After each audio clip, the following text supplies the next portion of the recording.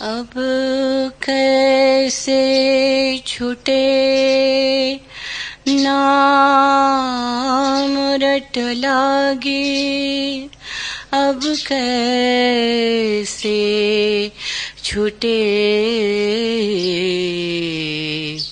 नाम रट लागे।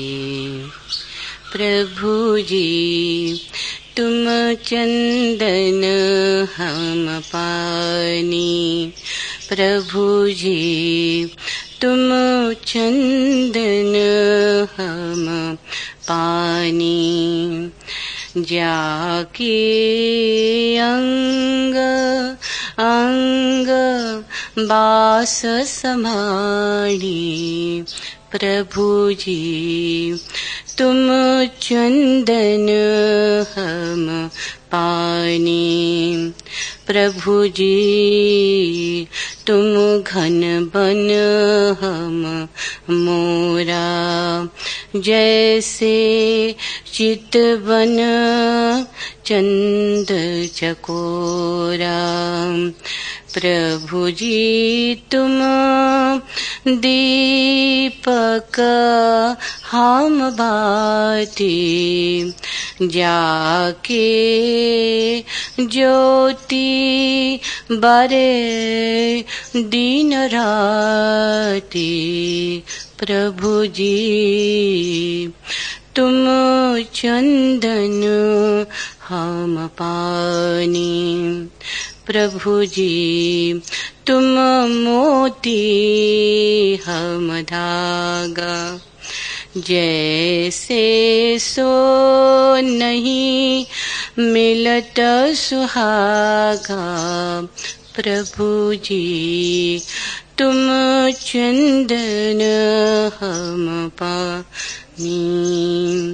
प्रभु जी तुम स्वामी हम दासा, ऐसी भक्ति करे रैदासा, ऐसी भक्ति करे रैदासा।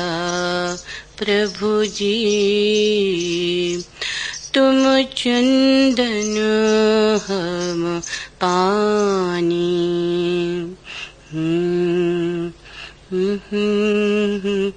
प्रभु जी तुम संगति शरण तिहारी, जग जीवन राम मुरारी। गली गली को जल बही आयो, सुरसरी जाय समायो। संगति के परताप महात्म, नाम गंगोदक पायो। स्वांति बूंद बरसे फणियों पर, सोही विषय हो जाई।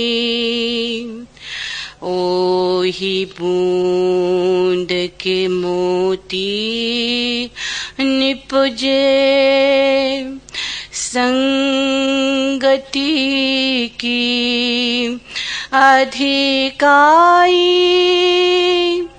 तुम चंदन हम रेंड बापुरे, निकट तुम्हारे आसा। संगति के परताप महात्म आवे बास सुवासा जाति भी ओछी कर्म भी ओछा ओछा कसब हमारा भी नीचे से प्रभु ऊंच कियो है कहे रैदास चमारा नीचे से प्रभु ऊंच कियो है कहे रैदास चमारा।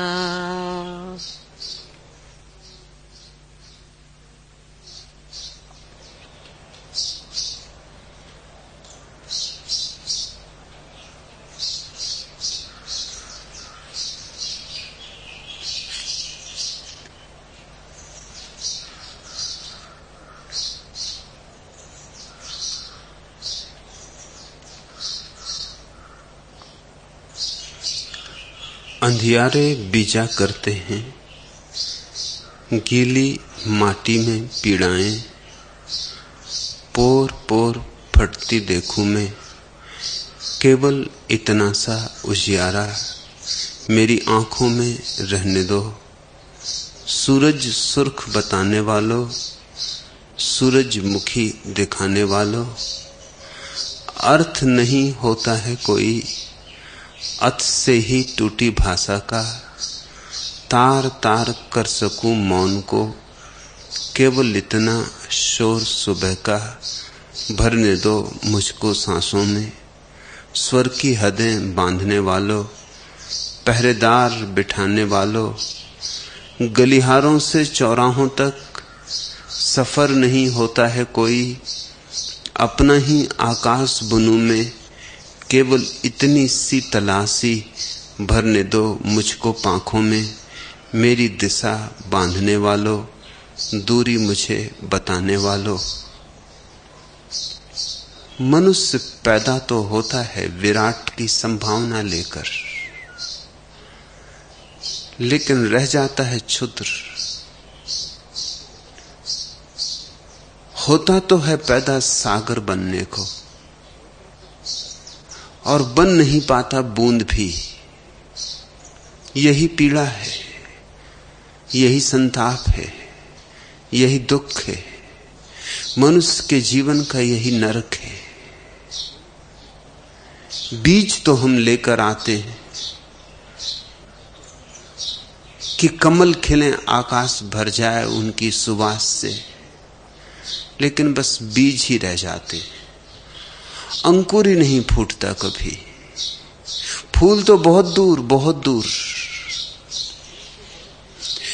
समाज, राज्य, परंपराएं, रूढ़ियां ऐसे जकड़े हैं आदमी को कि जब तक अथक चेष्टा न हो मुक्त हो जाने की, प्रज्वलित अभीप्सा न हो, सब सीमाओं को तोड़कर पार उड़ जाने की, तब तक ये सागर होने की बात सपना ही रहती है।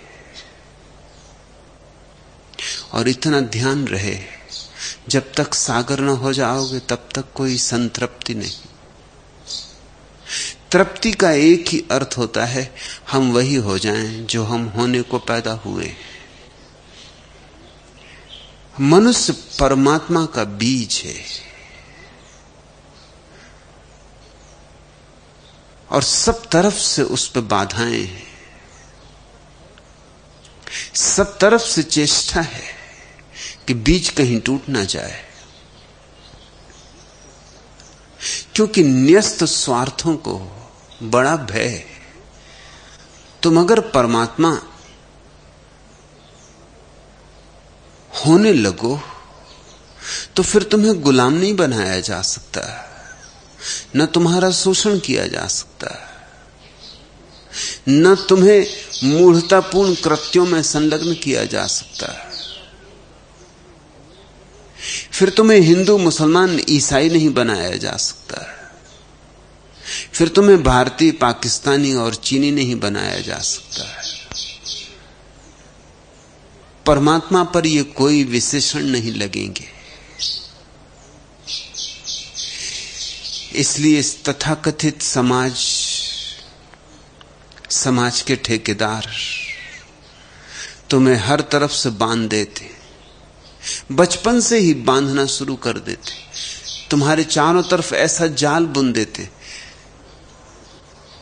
कि तुम्हें याद भी नहीं रहती इस बात की कि तुम एक जाल में फंसे हुए चल रहे हो, कि तुम एक ऐसी मछली हो जो जन्म से ही जाल में फंसी है, और जाल को ही जिसने अपना जीवन समझ लिया है। गलिहारे से चौराहों तक सफर नहीं होता है कोई, अपना ही आकाश बुनूं में केवल इतनी सी तलाशी, भरने दो मुझको पांखों में, मेरी दिशा बांधने वालों, दूरी मुझे बताने वालों।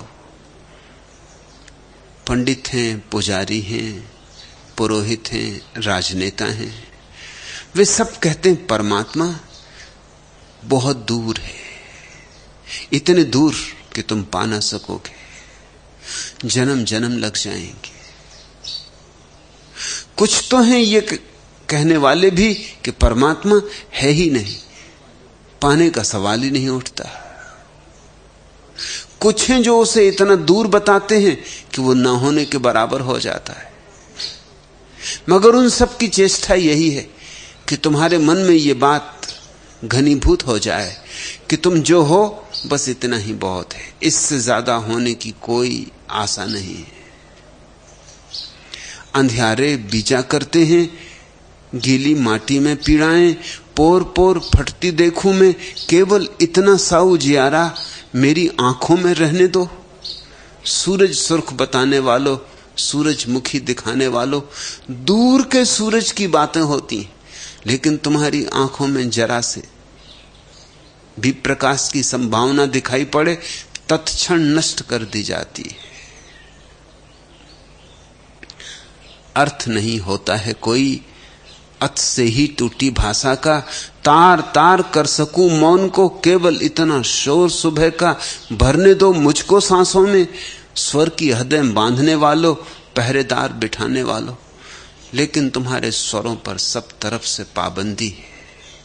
तुम वही बोलने के लिए स्वतंत्र नहीं हो जो तुम्हारी अंतरात्मा बोलना चाहती, तुमसे वही बुलवाया जाता है जो समाज के न्यस्त स्वार्थ चाहते हैं कि तुम बोलो। तुम्हें वही दिखाया जाता है जो उनके हित में है कि तुम देखो। सत्य से तुम वंचित रहो, इसका पूरा आयोजन है। इसलिए चमत्कार है कि कभी कभी कोई एक व्यक्ति, कोई कबीर, कोई रैदास, कोई फरीद छूट भागता है तुम्हारे जाल से, खोल लेता है आंखें, भर लेता है सारे आकाश को अपनी अंतरात्मा में, छेड़ देता है अपनी हृदय की वीणा को, गा उठता है गीत जो गाने को पैदा हुआ था। छोड़नी ही पड़ेंगी सीमाएं, ये जो पहरेदार बिठाए हैं इनसे मुक्त होना ही पड़ेगा।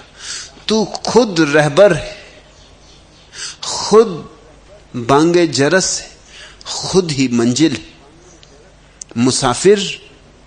फिर यह तकलीदे अमीर कारवां कब तक? कब तक तुम दूसरों के पीछे चलते रहोगे? मुसाफिर। फिर यह तकलीदे अमीर कारवां कब तक? ये कारवां को राह दिखाने वाले लोगों के पीछे तुम कब तक चलते रहोगे? इन्हें खुद भी पता नहीं ये कहां जा रहे हैं। इनकी आंखों में झांको, कोई दिए वहां जलते हुए नहीं। इनके प्राणों में तलाशो, कोई गंध वहां उठती हुई नहीं, कोई सुगंध नहीं। ये खुद ही नहीं खिले। इनके आश्वासनों में मत पड़ो। ये आश्वासन देने में कुशल है। तू खुद रहबर है। तुम खुद अपने मार्गदर्शक हो, खुद बांगे जरस है, खुद ही मंजिल है। मुसाफिर फ्रिय तकलीद अमीर कारवां कब तक तुम दूसरों की मान के जीते रहोगे? मुक्त करो अपने को सारे जंजालों से, रूढ़ियों से, लकीरों से। वो अपने हर कदम पर है कामयाबे मंजिल, आजाद हो चुका जो तकलीद कारवां से। केवल वे ही थोड़े से व्यक्ति इस जगत में अपनी मंजिल पाने में समर्थ हुए, जो यात्री दल के अंधे अनुकरण से जो मुक्त हो गए। वो है अपने हर कदम पे है कामयाबे मंजिल। और ऐसा भी नहीं कि मंजिल दूर है, हर कदम पे मंजिल है। वो अपने हर कदम पे है कामयाबे मंजिल, आजाद हो चुका जो तकलीद कारवां से। समाज की रूढ़ियों, अंधेपन, अंधविश्वासों से जो मुक्त हो चुका है, वो निश्चित ही मंजिल पाने को समर्थ हो जाता है। ये सारे फकीर क्रांतिकारी,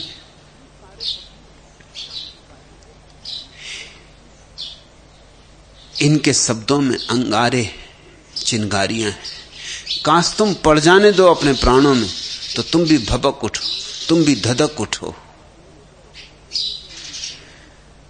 नहीं तो सुबह होगी, सांझ होगी, और यूं ही बस सुबह और सांझ के बीच डोलते डोलते जिंदगी तमाम होगी। हाथों से छूट गई सपनों की डोर, संभावित प्रश्नों में डूब गया भोर। कोहरे से निकलेगा जाने कब अर्क, क्या होगा करने से तर्कों पर तर्क। बूढ़े अनुमानों का बेमतलब शोर, संभावित प्रश्नों में डूब गया भोर। प्राची में फैल फैल रंग हुए व्यर्थ, अनिमंत्रित शब्दों को दे डाले अर्थ। बीत गया शर्त बिना एक याम और, संभावित प्रश्नों में डूब गया भोर। धीरे से सरक गई आंगन में धूप, परिचय की टहनी पे खिलाया रूप। टूटे संदर्भों के जोड़ाए छोर, संभावित प्रश्नों में डूब गया भोर। जीवन की प्रभात व्यर्थ के प्रश्नों में बीत जाती। आधी जिंदगी यूं ही व्यर्थ के तर्क, व्यर्थ के विचारों, व्यर्थ की आकांक्षाओं, अभिलाषाओं में बीत जाती। और बाकी शेष जिंदगी पछताने में। ऐसे 4 दिन की जिंदगी 2 दिन बीत जाते हैं व्यर्थ के उपक्रमों में, धन, पद, प्रतिष्ठा, अहंकार। बचे 2 दिन बीत जाते हैं पश्चाताप में कि ये मैंने क्या किया, ये क्या कर लिया मैंने, ये कैसा आत्मघात कर लिया, ये कैसे ही अपने को बर्बाद कर लिया। और अब मौत द्वार पे दस्तक देने लगी। और 4 दिन की जिंदगी है, बड़ी छोटी जिंदगी है, लेकिन ये छोटी जिंदगी बहुत बड़ी जिंदगी का द्वार बन सकती थी। द्वार तो छोटे ही होते। इन छोटी सी जिंदगियों को मंदिर का द्वार बनाया जा सकता था, जहां विराट से मिलन हो जाए। मगर द्वार के बाहर ही कंकड़ पत्थर बीनते रहोगे, द्वार के बाहर ही व्यर्थ की बातों में उलझे रहोगे। कांटों सी उलझन में, पतझड़ से रूखे में एक सांझ बीती थी, एक और बीत गई। रोज एक दिन बीत रहा है, हाथ से जीवन ऊर्जा सरकती जाती सरकती जाती। जल्दी ही पाओगे हाथ में कुछ भी नहीं बचा। फिर बहुत पछतावा होता है, लेकिन समय बीत जाने पर पछताने से भी क्या होगा। फिर रोना भी व्यर्थ है। समय पर रो भी तो आंसू मोती बन जाते, असमय में हंसो भी तो हंसी भी आंसू का काम नहीं कर पाती, हंसी भी मोती नहीं बन पाती। और हंसना तो दूर, अंत में सिर्फ पछतावा रह जाता है, आंखें गीली और उदास। कांटों सी उलझन में, पतझड़ से रूखे में एक सांझ बीती थी, एक और बीत गई। पानी में लहरों का तंद्रिल ठहराव है, पेड़ों में फूलों के उभरे ये घाव हैं। शहर उठे पीपल के पात डाल डाल पर, दर्द गंध बांटती हवाएं सब रीत गईं। मकड़ी के जाले सा मन में उलझाव है, बोझिल है अपनापन, बोने से पांव हैं। छायाएं रेंग रही, पगडंडी पगडंडी मुरझाई चाहें थी, एक और पीत हुई। मन का सब भारीपन सूने में खो गया, दूजा क्षण कल की सब चिंताएं बो गया। लुढ़क रही सांसों की पटरी पर जिंदगी, आधी हो तिक्त चुकी, आधी भी तिक्त हुई। ऐसे ही तिक्त होगे, ऐसे ही रिक्त होगे, जब तक प्रभु को ना पुकारो। खाली आए खाली जाओगे। खाली आए थे कि भर के जा सको, इसलिए खाली आता आदमी ताकि इस जीवन के फूलों से भर ले। मगर बहुत कम लोग भर के जाते। जो भर के जाते हैं बस वही जिए। उन्होंने ही जीवन के उत्सव में संपदा बटोरी। समय रहते संभल जाओ, अभी समय है, संभला जा सकता है। रैदास के ये सूत्र जागरण का काम कर सकते हैं। सोयों को तो जगा ही सकते हैं, जिनको भ्रांति है जागे होने की उनको भी जगा सकते हैं। उनको तो जगाया सोते थे जो राह में फरियाद जरस, जो चलते चलते सोते हैं उनको भी जगाना आता है। संतों का एक ही संदेश है, जागों को कैसे जगाओ। जागे हुए नहीं है, भ्रांति है जागने की।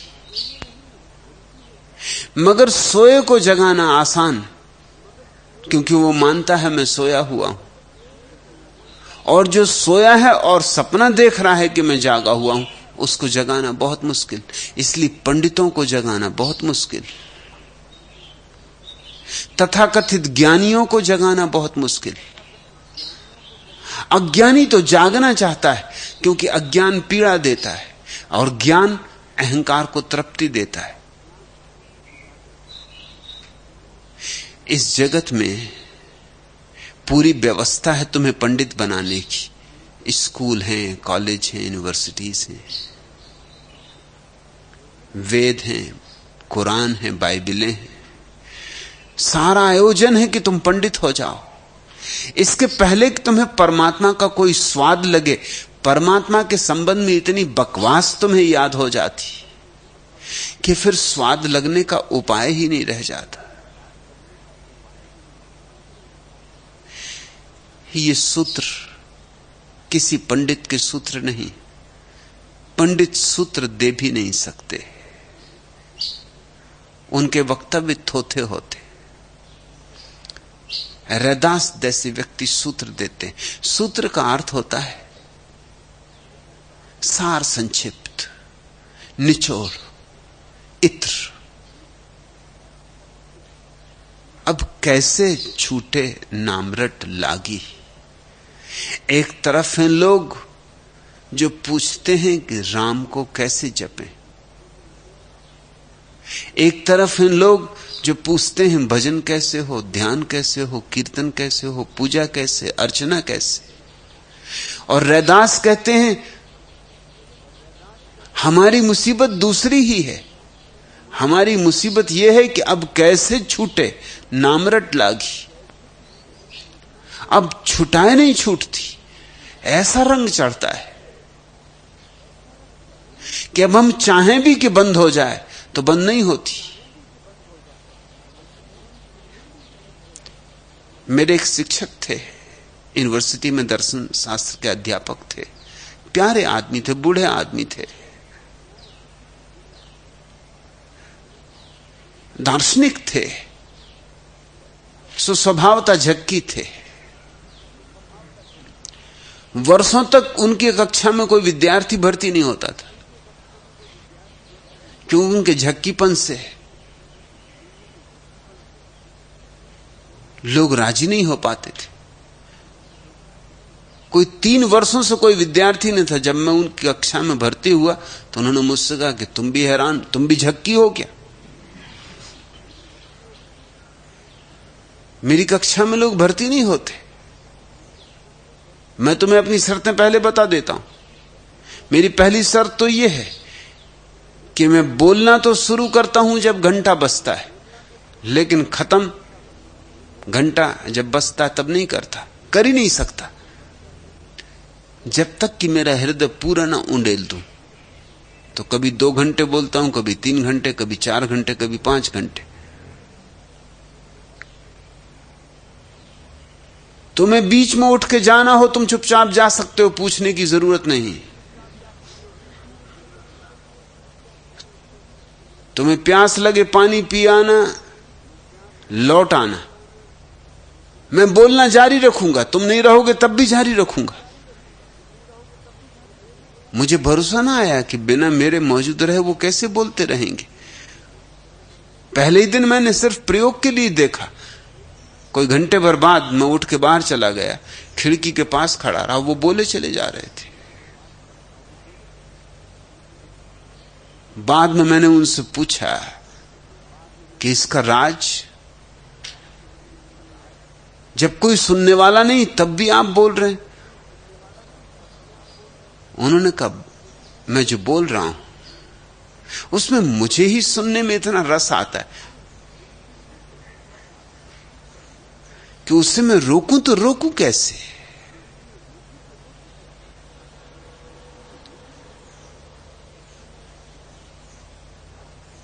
मैं उनकी कक्षा में सो जाता, क्योंकि कभी 4 घंटे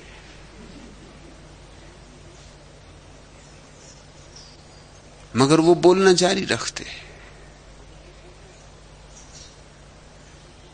धीरे धीरे उनका मुझसे प्रेम हो गया, गहरा प्रेम हो गया। मैंने उनसे कहा कि आप भी नाराज न होना, मेरी भी शर्त है कि असल में रोज मुझे दोपहर में सोने की आदत है। तो जब मेरा सोने का समय हो जाएगा तो मैं सो जाऊंगा। आप बोलना जारी रखना, मगर जरा आहिस्ता और धीमे, मेरी नींद ना टूटे। उन्होंने कहा ये बात ठीक, तुम अगर मेरी शर्त मानते हो मैं तुम्हारी शर्त मानूंगा। और उन्होंने निभाया। फिर तो उनसे मेरा लगाव बहुत हो गया, झक्की झक्की मिल गए। तो उन्होंने कहा क्या हॉस्टल में तुम रहते हो? मैं भी अकेला हूं। उन्होंने कभी शादी तो की नहीं थी और बड़ा बंगला है मेरे पास, तुम वहीं रहो। मैंने कहा जैसी मर्जी, मैं आपके बंगले में आ जाता हूं। वो एक दिन आए, अपनी गाड़ी में मेरा सब सामान इत्यादि लेके मुझे अपने बंगले ले गए। बंगले जाके उन्होंने कहा कि एक बात तुम्हें बता दूं, मुझे रात रोज 2 बजे उठ के गिटार बजाने की आदत है। अब तक तो मेरे साथ कोई रहा नहीं, इसलिए कुछ किसी से कहने का सवाल नहीं था। ये बंगला भी मैंने यूनिवर्सिटी से इतने दूर लिया हुआ है कि ताकि किसी पड़ोसी को कोई झंझट ना हो। अब तुम यहां रहोगे तो 2 बजे रात से मैं गिटार बजाऊंगा। मैंने कहा देखेंगे, आप बजाएं। वो ठीक 2 बजे उठाते और गिटार बजाते, इलेक्ट्रिक गिटार की, सोना मुश्किल हो जाए। मैंने दूसरे दिन उससे कहा कि मैं भी आपको अपनी आदत बता दूं कि रोज शाम 7 बजे से 2 बजे तक मुझे जोर जोर से पढ़ने की आदत है। उन्होंने कहा इसमें तो बड़ी मुश्किल हो जाएगी, क्योंकि मैं 2 बजे तक सोता हूं और 2 बजे उठ के गिटार बजाता हूं। मैंने कहा वो आपकी मर्जी। मैं ठीक उनके बगल के कमरे में बैठ के इतने जोर जोर से पढ़ा कि 2 बजे उन्होंने मुझसे कहा कि अच्छा ऐसा करो, समझौता कर लेते, ना हम गिटार बजाएंगे ना तुम इतने जोर से पढ़ो, ताकि दोनों सो सके। मगर वो आदमी प्यारे थे और उनकी ये बात मुझे बहुत प्यारी लगी कि जब मैं बोलना शुरू कर देता हूं तो मैं भूल ही जाता हूं कि सुनने वाला कोई है या नहीं। फिर मेरे भीतर से एक अंतर्धारा शुरू हो जाती। उनमें कुछ संतों का था। वो सिर्फ पंडित नहीं थे, सिर्फ अध्यापक नहीं थे, कुछ जिया था, कुछ जाना था, कुछ अनुभव किया था। जितने दिन उनके करीब रहा उतनी ही ये बात साफ होती चली गई। रैदास कहते हैं अब कैसे छूटे नामरट लागी। किसी ने पूछा होगा रैदास से कि राम को कैसे जपें, कैसे स्मरण करें। करते हैं छूट छूट जाता है, एक आध दो क्षण को याद रहती फिर भूल जाती। हाथ में माला चलती रहती यंत्रवत और मन कहीं का कहीं चला जाता है। उसके ही उत्तर में कहा होगा कि तेरी ये मुश्किल मेरी ये मुश्किल, अब कैसे छूटे नामरट लागी। मैं तो छुड़ाना चाहता हूं कभी कभी कि कभी तो फुर्सत दो, मगर छूटती नहीं। मैं अगर ना भी बोलूं तो भी गूंजती रहती। मंत्र विज्ञान की 4 सीढ़ियां हैं। पहली सीढ़ी जहां अधिक लोग रुक जाते वो है ओंठ से मंत्र उच्चार, राम राम राम, या कोई भी मंत्र, अल्लाह अल्लाह, या जो तुम्हारी मर्जी, जो तुम्हें प्रीतिकर लगे। अपना नाम भी। महाकवि हुआ अंग्रेजी का टेनिसन, उसने अपने संस्मरणों में लिखा है कि मुझे बचपन से ही न मालूम, अब तो मुझे याद भी नहीं कि कैसे हो गया। रात मुझे डर लगता था और मां मुझे मेरे कमरे में अकेला छोड़ देती, जैसा यूरोप में रिवाज कि बच्चों को अकेला सुलाया जाए ताकि उनकी हिम्मत बढ़े। बचपन से ही अंधेरा, अकेलापन, इसकी उन्हें आदत हो ताकि जिंदगी में कायरता ना रहे। तो मां मुझे अकेला छोड़ देती, मुझे कुछ न सूझता कि मैं क्या करूं, तो मैं जोर जोर से अपना नाम रटता था, टेनिसन टेनिसन। उसमें मुझे ऐसा लगता जैसे कोई मुझे पुकार रहा है। 2 हैं, एक नहीं। अक्सर तुम भी करते हो, अंधेरे गली हो कुछ हो तो सीटी बजाने लगे कि फिल्मी गाना गाने लगे। फिल्मी गाने की आवाज सुनकर तुम ये भूल जाते हो अंधेरा है, अकेले हो, गली है। सीटी बजा के खुद ही बल आ जाता है। खुद ही बजा रहे हो सीटी, मगर खुद को ऐसा लगता ताकत आ गई। ऐसे टेनिसन अपना ही नाम लेता था, मगर उसे एक राजहात लग गया। बहुत देर तक अपना ही नाम लेते लेते धुन बंध जाती। ऐसी धुन बंधती, उसे ऐसी मस्ती छा जाती कि फिर भय का तो सवाल ही ना रहा, उसे मंत्र हाथ लग गया, अनायास, आकस्मिक। इससे उसने जिंदगी भर उपयोग किया। वो कहता अब तो कभी जब भी मुझे एकांत मिल जाता है बस अपना ही नाम दोहराने लगता हूं। बस 5-7 मिनट दोहराने के बाद किसी और लोक में प्रवेश हो जाता है। और जो मैंने जीवन में जाना है, जो भी आनंद, जो भी शांति, जो भी सुख, वो वे उन्हीं क्षणों में जाना है जब मैं तन में हो गया। पहला मंत्र का कदम है ओंठों से उच्चार। मगर ओंठ पे ही रह जाए मंत्र तो व्यर्थ हो गया। जैसे कोई पहली सीढ़ी पर चढ़े और बैठा रह जाए तो मंदिर कहां? सीढ़ी मंदिर नहीं है। यद्यपि बिना सीढ़ी के भी मंदिर नहीं है, मगर सीढ़ी मंदिर नहीं है। सीढ़ी के पार जाना होगा। फिर दूसरा कदम है उच्चार हो कंठ में, ओंठ तक ना आए। ओंठ तो हिले भी नहीं, मगर कंठ तन में हो जाए। कुछ लोग दूसरे कदम पर रुक जाते हैं, दूसरे कदम पे भी रस आने लगता है, और जहां रस आया वहां खतरा है, क्योंकि रस आने लगता है तो लगता है रुके रहो रुके रहो, और पियो और पियो। मगर गुरु उपलब्ध हो तो वो कहेगा और आगे, जब यहां इतना रस मिल रहा है तो जरा और आगे, और रस है, रस के सागर है। तीसरा कदम है कंठ से भी उच्चारण नहीं, सिर्फ हृदय में उच्चारण, सिर्फ हृदय में राम राम का भाव। ये 3 स्थूल कदम हैं, और चौथे कदम से द्वार शुरू होता है। चौथा कदम है उच्चार भी नहीं, तुम्हारी तरफ से कोई प्रयास ही नहीं।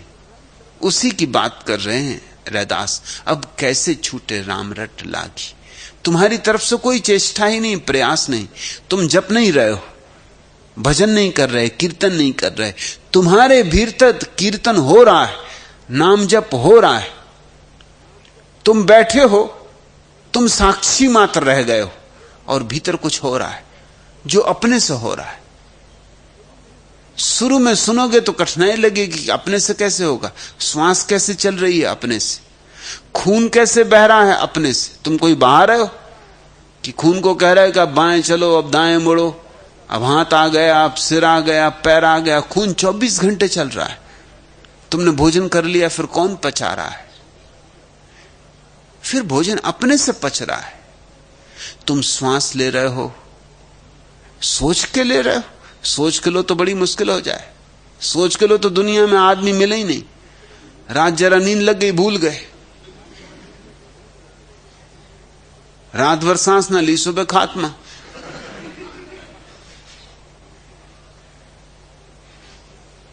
किसी काम में उलझ गए, भूल गए, मन कहीं दूर विचारों में चला गया और भूल गए। नहीं, श्वास चली रही है। तुम मूर्छित भी हो, तुम शराब पी के सड़क के रास्ते के किनारे पड़े हो, तो भी श्वास चल रही। कोमा में जो लोग पड़ जाते हैं, एक स्त्री को मैं देखने गया, वो 9 महीने से कोमा में थी, 9 महीने से उसे होश नहीं था, मगर श्वास चल रही थी। तो श्वास को तुम नहीं चला रहे हो, न खून तुम चला रहे हो, न भोजन तुम पचा रहे हो, ये सब अपने से हो रहा है। ऐसे ही नाम रट भी, नाम जप भी अपने से होने लगता है। और जब स्वस्फूर्त होता है तब उसका आनंद अपूर्व है। फिर तुम छुड़ाना भी चाहो तो नहीं छूट सकता। जैसे तुम अपनी श्वास बंद करना चाहो तो भी नहीं कर सकते, आएगी ही आएगी। भीतर रोकोगे तो बाहर जाएगी, बाहर रोकोगे तो भीतर आएगी। एक आध क्षण से आज तुम सफल भी हो जाओ, मगर बड़ी तकलीफ होगी, और फिर तुम्हें असमर्थ होकर हारना पड़ेगा। ऐसा ही चौथे चरण में प्रभु स्मरण हो जाता है। उस चौथे चरण को ही संतों ने सुरति कहा है। तुम सिर्फ साक्षी मात्र रहते हो, तुम सिर्फ देखते रहते हो कि जो हो रहा है। फिर तुम 1000 काम में लगे रहो, कोई फर्क नहीं पड़ता। भीतर एक अंतः धारा बहती रहती, एक सतत स्मरण, शब्द शून्य, वाणी से मुक्त, सिर्फ भाव। अब कैसे छूटे नाम रट लागी, प्रभु जी तुम चंदन हम पानी। रैदास कहते हैं अब समझ में आना शुरू हुआ कि तुम चंदन हो और हम पानी। जैसे पानी में चंदन डाल दो तो पानी के कण-कण में चंदन की बात समा जाती।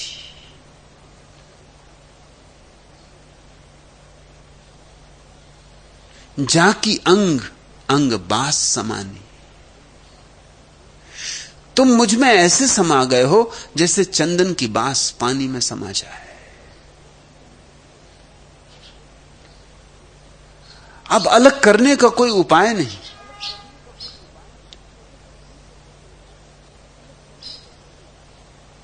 जब परमात्मा को अलग करने का कोई उपाय न रह जाए तभी समझना कि उसे पाया। जब तक अलग करने का उपाय हो तब तक समझना कि पाया नहीं है, अभी सिर्फ कल्पना की। क्योंकि कल्पना ही अलग की जा सकती, परमात्मा अलग नहीं किया जा सकता। प्यार के बस गीत लेकर क्या करूंगी, तुम मिलो तो यार आंखें चार भी हों, तुम मिलो तो जिंदगी रस में नहाए, अश्रु से धो आंख फिर अंजन करूंगी, तुम छुपे हो यार जाने किस अतल में, मौन में डूबे प्रभो ढूंढू कहां में, तुम सुधा में गरल में पावक पुहुप में, आ बसो उर में तेरी पूजा करूंगी, प्यास बनकर तू पिया उर में समा जा, अश्रु बनकर तू पिया उर में समा जा, गीत बनकर प्राण से प्यारे छिड़ो तुम, जिंदगी मेरे बलम अर्पित करूंगी। होता है ऐसा अपूर्व अनुभव भी जब तुम्हारी श्वास श्वास उसकी गंध से भर जाती, उसकी सुगंध से भर जाती। मंदिरों में सदियों से हमने चंदन को मूल्य दिया है, वो केवल प्रतीक है। और प्रतीक कभी कभी इतने महत्वपूर्ण हो जाते हैं कि हम भूल ही जाते हैं किसके प्रतीक है। जैसे मील का पत्थर है, कोई उसी को पकड़ के बैठ जाए कि आ गई मंजिल। मील का पत्थर मंजिल नहीं है, मील का पत्थर तो सिर्फ मंजिल की तरफ तीर है, एक इशारा है कि और आगे चले चलो। जिन्होंने पहली दफा चंदन को खोजा होगा और पूजा का अंग बनाया होगा, चंदन के तिलक और टीके को प्रतीक बनाया होगा, उन्होंने किसी ऐसे ही रैदास जैसे अनुभव के कारण किया होगा, प्रभु जी तुम चंदन हम पानी, जाकी अंग अंग बास समानी।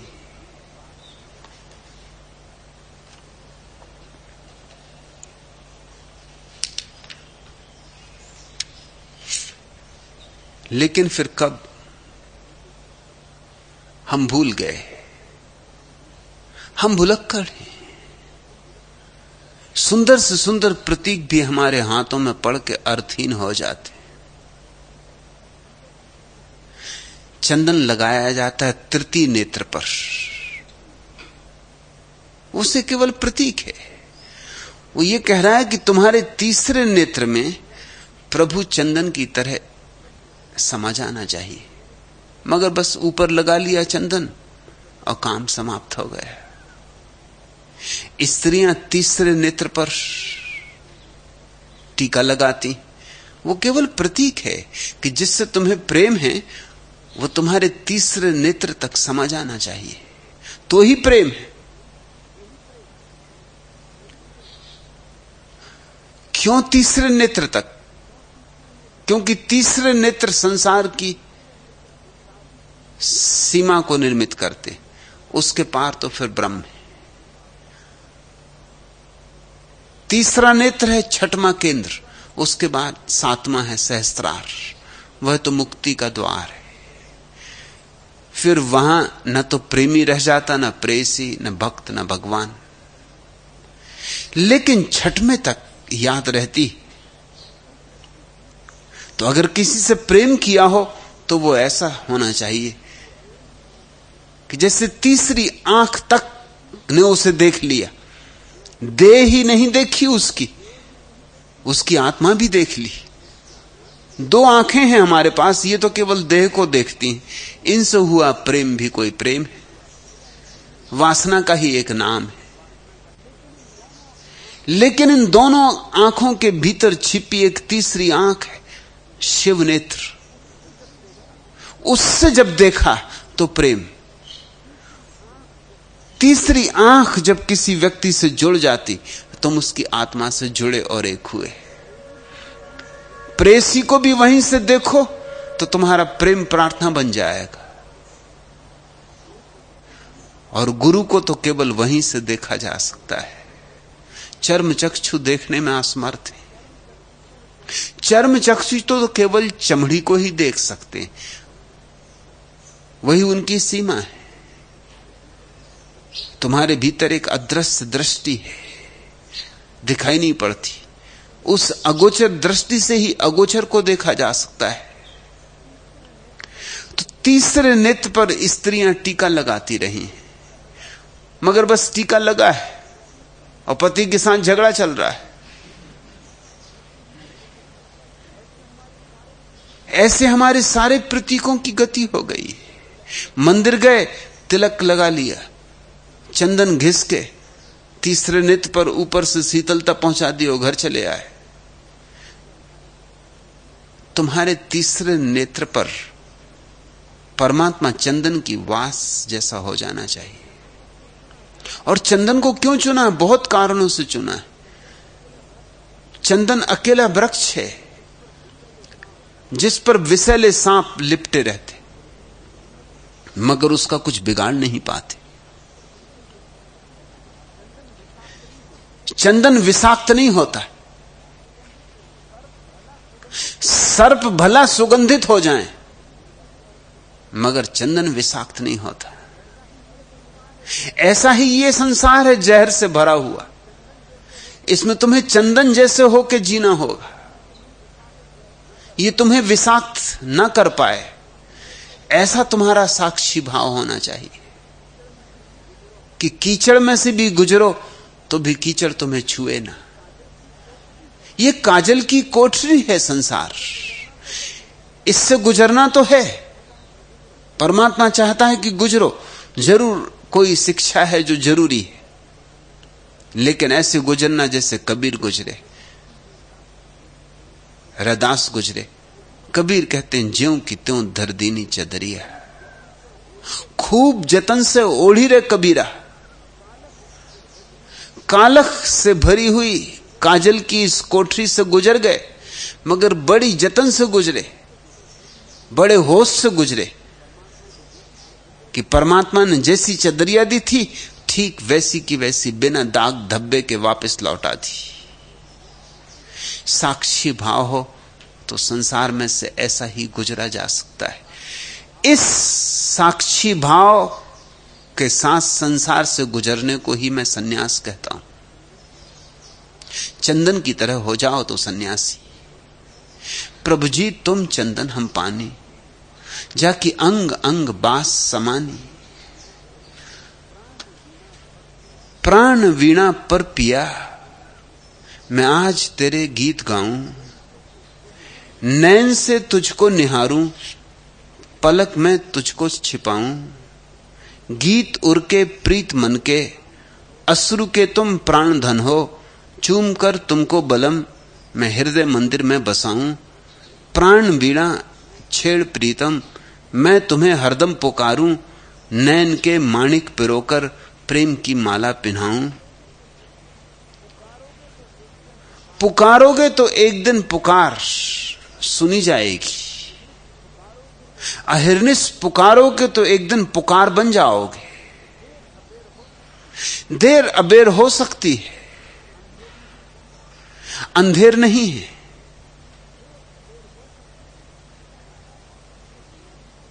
और जल्दी मत करना, अधीर मत होना।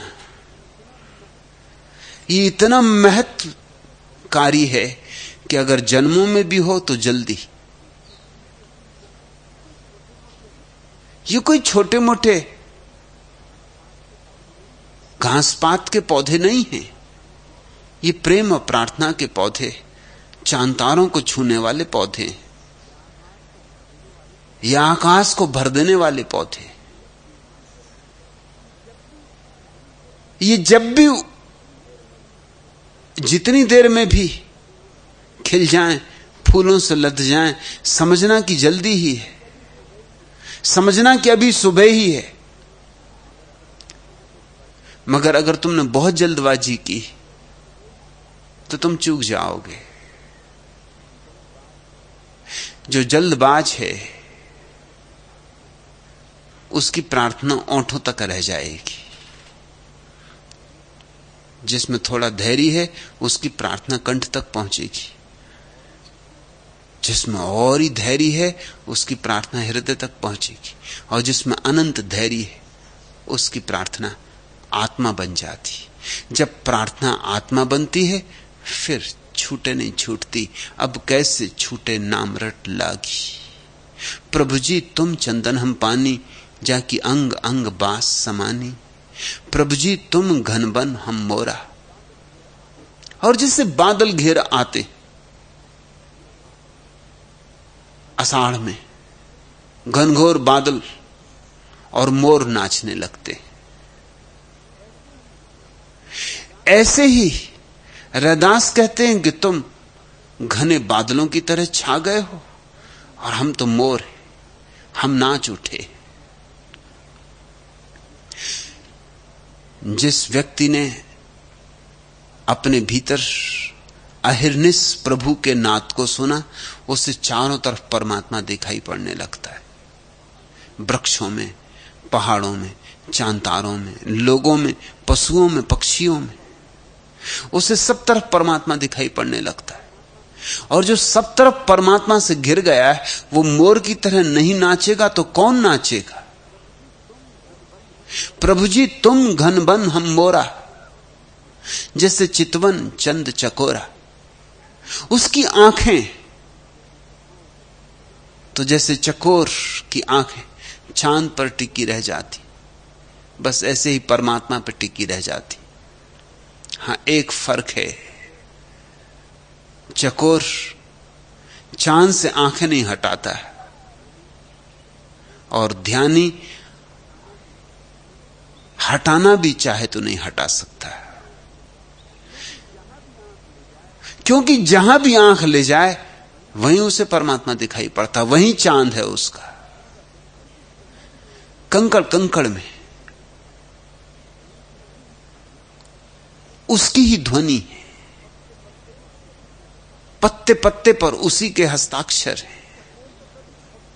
तो चकोर तो कभी थक भी जाए, थक भी जाता होगा, कवियों की कविताओं में नहीं थकता, मगर असली चकोर तो थक भी जाता होगा।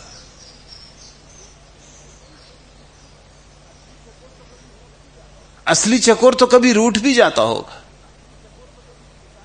असली चकोर तो कभी शिकायत से भी भर जाता होगा कि आखिर कब तक देखता रहूं। लेकिन चकोर के प्रतीक को कवियों ने ही नहीं उपयोग किया, ऋषियों ने भी उपयोग किया है। प्रतीक प्यारा है। चकोर एकटक चांद की तरफ देखता है, सारी दुनिया उसे भूल जाती, सब भूल जाता है, बस चांद ही रह जाता है। ठीक ऐसी ही घटना भक्त को भी घटती है।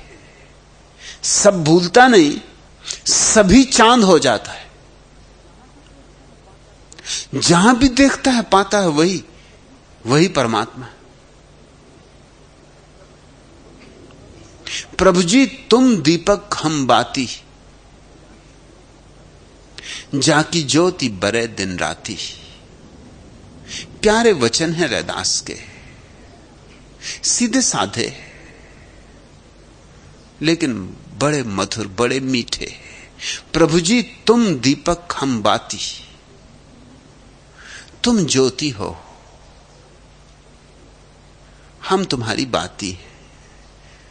इतने ही तुम्हारे काम आ जाएं तो बहुत। तुम्हारी ज्योति के जलने में उपयोग आ जाएं तो बहुत। तुम्हारे प्रकाश को फैलाने में उपयोग आ जाएं तो बहुत। यही हमारा धन्य भाग कि हम तुम्हारे दिए की बाती बन जाएं। तुम्हारे लिए मिट जाने में सौभाग्य है, अपने लिए जीने में भी सौभाग्य नहीं है। अपने लिए जीने में भी दुर्भाग्य है, नरक है, और तुम्हारे लिए मिट जाने में भी सौभाग्य है, स्वर्ग है। प्रभु जी तुम दीपक हम बाती, जाकी ज्योति बरे दिन राती। और जो परमात्मा के लिए बाती बन गया है उसे एक अनूठा अनुभव होता है। वो बाती जलती नहीं, समाप्त नहीं होती। जाकी ज्योति बरे दिन राती, दिन और रात जलती, शाश्वत जलती। वह जगत शाश्वत का है, क्षणभंगुर का नहीं। उससे जुड़ जाना शाश्वत हो जाना है। जैसे कोई बूंद सागर में गिर जाए तो सागर हो जाती, ऐसे ही जो परमात्मा से जुड़ जाए, किसी बहाने बाती बन के जुड़ जाए, बूंद बन के जुड़ जाए, चकोर की भांति जुड़ जाए, इससे फर्क नहीं पड़ता किस भांति कोई जुड़ जाता है, मगर परमात्मा से जुड़ते ही समय समाप्त हो जाता है। शाश्वत,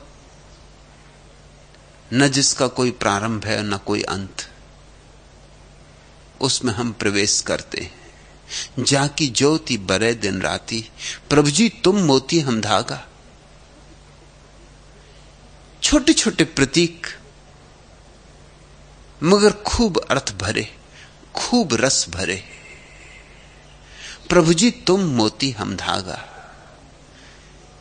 कि तुम मोती हो हमें धागा ही बना लो। इतने ही तुम्हारे काम आ जाएं कि तुम्हारी माला बन जाए।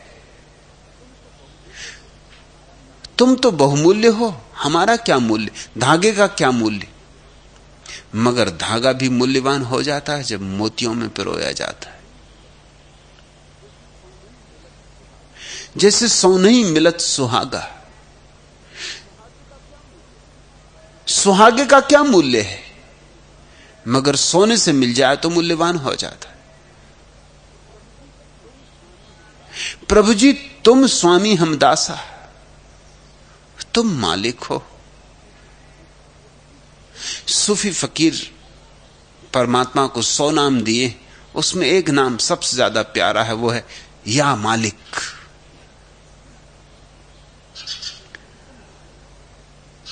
कि तुम मालिक हो, हम तो ना कुछ, तुम्हारे पैरों की धूल। प्रभु जी तुम स्वामी हम दासा, ऐसी भक्ति करे रह दासा। यही हमारी भक्ति है कि हम तुम्हारे मोती में धागा बन जाएं, कि हम तुम्हारी ज्योति में बाती बन जाएं, कि तुम मालिक हो हम दास हो जाएं। बस इतनी हमारी भक्ति है। और हमें भक्ति का शास्त्र नहीं आता कि कितने प्रकार की भक्ति होती, नवधा भक्ति, कि कितने प्रकार की पूजा अर्चना होती है, कि कैसे व्यवस्था से यज्ञ करें, हवन करें। हमें कुछ नहीं आता। हम तो धागा बनने को राजी हैं। तुम मोती हो ही, तुम्हारा क्या बिगड़ेगा, हमें धागा बन जाने दो। और तुम तो चंदन हो ही, और हम तो पानी हैं। बस तुम्हारी बास समा जाए बहुत, और तुम तो ज्योति हो ही। तुम्हें बातियों की जरूरत तो पड़ती ही होगी ना। हम तुम्हारी बाती बनने को राजी हैं। कहीं बिजली, कहीं गुलची, कहीं सयात का खतरा। फले फूलेगी इस गुलशन में साखे आसियां क्यों कर। इस दुनिया में तो कोई खिल नहीं पाता, बड़ी मुश्किल है खिलना। कहीं बिजली, यहां आसियां बनाओगे भी तो कैसे बनाओगे, कब बिजली टूट जाएगी कहा नहीं जा सकता। कहीं शिकारी बैठा है, कहीं जाल डाले सयाद बैठा है। यहां फंसने ही फंसने के उपाय हैं। कहीं बिजली, कहीं गुलची, कहीं सयाद का खतरा है। वो चला आ रहा है माली तोड़ने कलियां, यहां फूल बनना मुश्किल। ये चमकी बिजली कि ये जल गया गरीब पक्षी का घोंसला। ये फैलाया सयाद ने अपना जाल कट गए पंख पक्षी के। यहां चारों तरफ जाल ही जाल हैं, कहीं बिजली, कहीं गुलची, कहीं सयाद का खतरा। फले फूलेगी इस गुलशन में शाखे, आसियां क्यों कर। यहां बहुत मुश्किल है इस संसार में घर बन जाए, कोई कभी नहीं बना पाया। घर बनाना हो तो परमात्मा में बनाओ, वहां कोई खतरा नहीं, न शिकारी, न जाल डालने वाला, न बिजलियां चमकती। वहां मौत नहीं, वहां बीमारी नहीं, वहां वृद्धावस्था नहीं, वहां शाश्वत यौवन है, वहां शाश्वत सौंदर्य है, अमृत का वह लोक है। प्रभु जी तुम संगति सरन तिहारी। इसलिए रैदास कहते हमने तो सब देख समझ के यही तय किया कि संगति करनी तो तुम्हारी, इस संसार में और कुछ संगति करने योग्य नहीं। प्रभु जी तुम संगति सरन तिहारी, तुम ही हो हमारा संग साथ, क्योंकि बाकी सब संग साथ छूट जाते। यहां कौन किसके साथ चलता, कितनी देर चलता, कब रास्ते बदल जाएंगे, कब मोड़ आ जाएंगे, कब तुम अपने रास्ते पर और कब तुम्हारा साथी अपने रास्ते पर हो जाएगा, कोई भी नहीं जानता। हर घड़ी मोड़, हर क्षण बिछुड़ जाने की संभावना है। इसलिए तो प्रेमी डरे रहते हैं कि कहीं बिछोए ना हो जाए, क्योंकि बिछोए प्रतिपल लटका है नंगी तलवार सा कच्चे धागे में। कब गिर पड़ेगी तलवार और गर्दन कट जाएगी, कहा नहीं जा सकता। यहां कौन किसका संग साथ सदा के लिए निभा पाया। करनी हो संगति, दोस्ती ही करनी हो तो परमात्मा से करने योग्य है। संगति जो कि शाश्वत होगी, एक दफा बनी तो फिर कभी मिटेगी नहीं। रेत के घर मत बनाओ, बहुत बना चुके हो, बहुत मिटा चुके। प्रभु जी तुम संगति सरन तिहारी, और उसकी संगति करनी हो तो एक ही कला है, एक ही सूत्र है, समर्पित हो जाओ, उसके शरण गहो, ना कुछ हो जाओ, मिटो, कहो कि मैं नहीं हूं तू ही है। उससे संगति का राज यही है, यही सौदा है उसके साथ, यही शर्त है उसकी। कबीर ने कहा है प्रेम गली अति सांकरी, तामे दो न समा है। अगर तुम रहे तो परमात्मा नहीं रहेगा, अगर चाहते हो परमात्मा रहे तो अपने को पोंछ डालो, मिटा डालो। प्रभु जी तुम संगति सरन तिहारी, जग जीवन राम मुरारी। ऐसे तो तुम सब जगह व्याप्त हो, सारे जग का जीवन हो, तुम ही हो राम, तुम ही हो कृष्ण, तुम्हारे ही सारे रूप हैं। लेकिन उसी को दिखाई पड़ते हो तुम जो अपने को मिटा लेता है, जो शरणागति का सार समझ लेता है। गली गली को जल बही आयो, सुरसरी जाए समायो। देखते हो तुम रोज गली गली का जल, नाली नाले सब पहुंच जाते गंगा में और सब पहुंच जाते सागर में। गली गली को जल बही आयो, सुरसरी जाए समायो। संगति के प्रताप महातम, नाम गंगोदक पायो। था तो नाली का, लेकिन मिल गया गंगा में, गंगोदक हो गया। संगति का महात्म, संगति का महत्व, जिसके साथ जुड़ जाओगे वही हो जाओगे।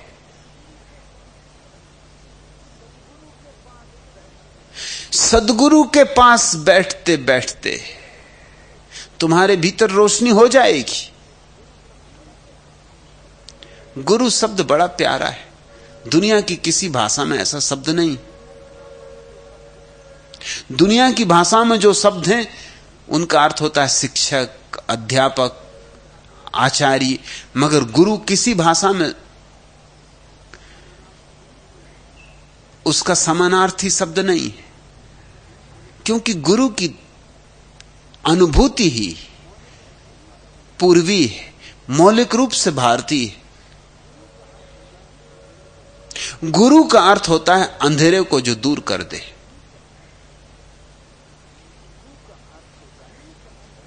गु का अर्थ होता है अंधेरा, रू का अर्थ होता है दूर करने वाला।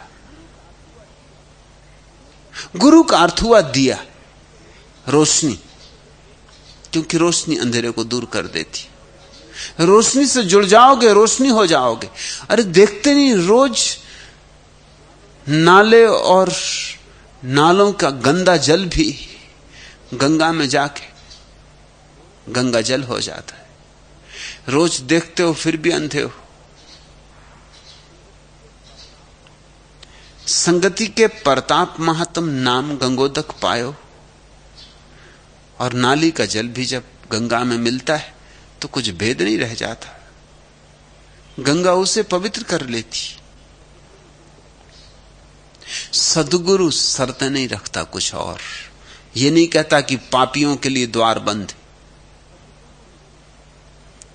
सद्गुरु है ही पापियों के लिए। जीसस से किसी ने कहा कि तुम्हारे पास हम देखते हैं जुआरी भी आके बैठ जाते हैं, शराबी भी आके बैठ जाते, गांव की वैश्या भी तुम्हारे पास आके बैठ जाती, तुम इन्हें भगाते नहीं, हटाते नहीं। जीसस ने कहा यह तो ऐसा ही होगा कि प्रकाश अंधेरे से डर जाए। यह तो ऐसे ही होगा कि चिकित्सक बीमारों को अपने पास ना आने दे। मैं हूं किसके लिए? मैं इन्हीं के लिए हूं। जिसने शराब पी है उसे परमात्मा पिलाऊंगा, और जो वैश्या है, जिसने अभी तन को ही जाना है और तन को ही पहचाना है, और तन के पार जिसके जीवन में अभी प्रेम का कोई अनुभव नहीं, उसे तन के पार का प्रेम अनुभव कराऊंगा। और जो जुआरी है तो हिम्मतवर, दांव तो लगाना जानता है, उसे मैं असली दांव लगाना सिखाऊंगा। सद्गुरु के पास किसी को इंकार नहीं है। जो भी डूबने को राजी, सद्गुरु उसे लेने को तैयार है। वो शर्तें नहीं रखता, वो पात्रताओं के बहुत बड़े जाल खड़े नहीं करता। अपात्र को पात्र बना ले वही तो सद्गुरु है, अयोग को योग्य बना ले वही तो सद्गुरु है, संसारी को सन्यासी बना ले वही तो सद्गुरु है। संगति के प्रताप महात्म नाम गंगोदक पायो। स्वाति बूंद बरसे फनी ऊपर, सोही विष होई जाई। सांप के ऊपर अगर स्वाति की बूंद भी गिरती तो जहर हो जाती।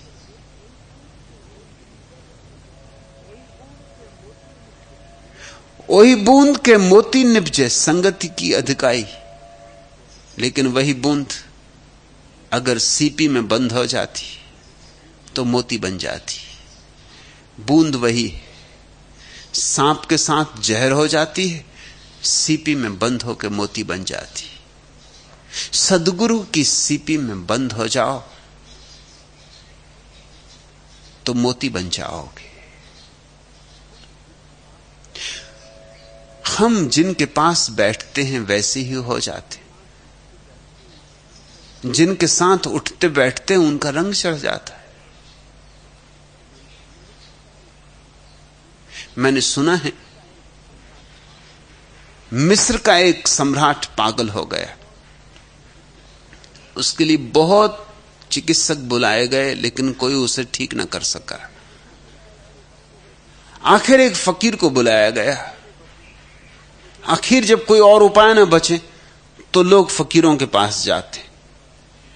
उस फकीर ने कहा कि कुछ बातें मैं जानना चाहता हूं, इस सम्राट की संबंध में कुछ बातें मुझे बताओ। इसका कोई शौक था, कोई ऐसा शौक जो जिंदगी भर इसको घेरे रहा हो। उन्होंने कहा ये शतरंज का खिलाड़ी था, अद्भुत खिलाड़ी था। फकीर ने कहा फिर रास्ता बन जाएगा।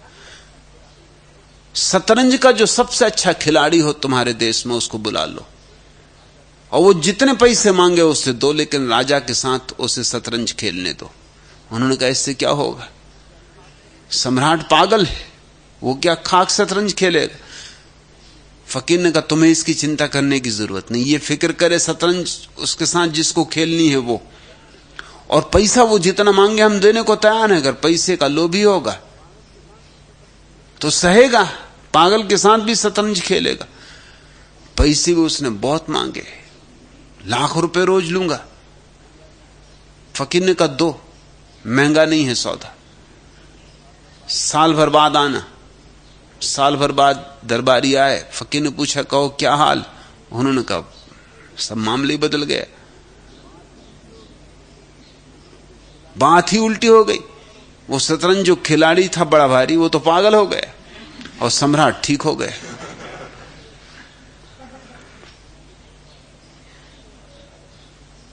अब साल भर तुम पागल आदमी के साथ शतरंज खेलोगे तो चाहे कितने बड़े शतरंज के खिलाड़ी हो, पगला जाओगे। और जैसे जैसे तुम पगलाओगे दूसरे का पागलपन तुम में समाता जाएगा, और उसका पागलपन से छुटकारा हो जाएगा, रेचन हो गया उसका। यही तो है कारण, जान के तुम चकित हो गए कि दुनिया में जितने मनोवैज्ञानिक हैं वो सर्वाधिक पागल होते हैं किसी भी दूसरे व्यवसाय के मुकाबले। होंगे ही बेचारे। पागलों के साथ शतरंज खेलोगे, कब तक ठीक रहोगे? मनोवैज्ञानिक दुगनी आत्महत्याएं करते हैं और दूसरे लोगों की बजाय, और दो गुने पागल होते हैं। होना तो ऐसा नहीं चाहिए, मनोवैज्ञानिक और आत्महत्या करे तो ये दूसरों को क्या बचाएगा। और मनोवैज्ञानिक खुद ही पागल हो जाता हो तो ये दूसरों को कैसे पागलपन से बचाएगा। लेकिन बात इतनी बेबूझ नहीं, पागलों के साथ 24 घंटे रहेगा तो स्वाभाविक है कि पागलों जैसा हो जाए। आज नहीं कल संग साथ असर लाने लगेगा। मेरे हिसाब में प्रत्येक मनोवैज्ञानिक को इसके पहले कि वो मनोविज्ञान के व्यवसाय में लगे, ध्यान की गहरी प्रक्रियाओं से गुजरना चाहिए, क्योंकि वो खतरनाक धंधे में जा रहा है। वहां ध्यान ही बचा सकता है। अगर उस सम्राट के साथ शतरंज खेलने वाले फकीर ने मुझसे पूछा होता तो मैं उससे कहता कि तू खेल जरूर, लाख रुपया भी ले, लेकिन साक्षी भाव रखना, दूरी बनाए रखना, तादात्म्य मत करना, हार जीत की फिक्र ही छोड़ देना। पागल के साथ क्या हार जीत, हारे तो ठीक, जीते तो ठीक, सब बराबर। और तू बिल्कुल दूर रहना, यंत्रवत खेलते रहना और भीतर साक्षी भाव बनाए रखना, तो वो पागल नहीं होता। प्रत्येक मनोवैज्ञानिक को साक्षी भाव से गुजरना ही चाहिए, उसे ध्यान की गहरी प्रक्रियाओं का अनुभव कर लेना चाहिए। अगर सम्यक शिक्षा हो तो मनोवैज्ञानिक को सर्टिफिकेट देने के पहले साल 2 साल ध्यान के अभ्यास से गुजारना चाहिए, तो उसकी सुरक्षा है। नहीं तो वो पागल होने ही वाला है। इधर मेरे पास सारी दुनिया से मनोवैज्ञानिक आने शुरू हुए,